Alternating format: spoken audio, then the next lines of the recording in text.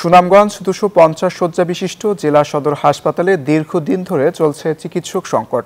অকেজো 2.5 কোটি টাকার আইসিইউ ইউনিট, ফলে এই জেলার রোগীদের যেতে হচ্ছে সিলেট সহ অন্যান্য জেলায়। হাসপাতাল কর্তৃপক্ষের দাবি, আইসিইউ সেবা চালুর জন্য স্বাস্থ্য মন্ত্রণালয়ে চিঠি পাঠানো হয়েছে। বুরহান উদ্দিনের পাঠানো তথ্য, চিত্রে ডেস্ক রিপোর্ট।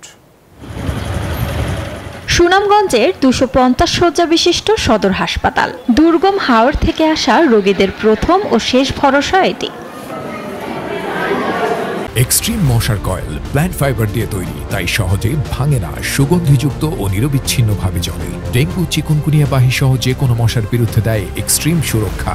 2023 সালে এই হাসপাতালে 2,46,55,000 টাকা ব্যয়ে 10 শয্যার আইসিইউ ইউনিট স্থাপন করা হয়। তবে আধুনিক সব যন্ত্র থাকলেও নেই চিকিৎসক ও প্রশিক্ষিত জনবল।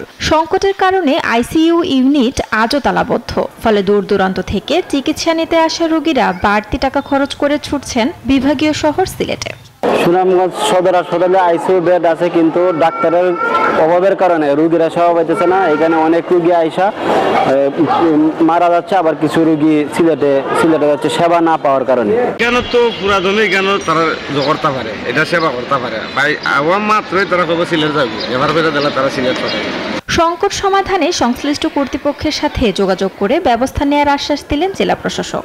সব রোগের জন্যই ক্রিটিক্যাল পর্যায়ে আইসিইউটা খুবই গুরুত্বপূর্ণ। যেহেতু শুনলাম যে এটা সচল নাই, আমি তত্ত্বাবধায়ক মহোদয়ের সাথে কথা বলবো এটা সচল করার জন্য যেসব বিষয় দরকার, যদি আমাদের কোনো সংশ্লিষ্টতা থাকে ওইখানে, আমরা সেই সংশ্লিষ্ট অনুযায়ী ব্যবস্থা নিই। কর্তৃপক্ষ বলছে, বছরের পর বছর ধরে শূন্যপদ পূরণ না হওয়ায় নষ্ট হচ্ছে চিকিৎসা সরঞ্জাম।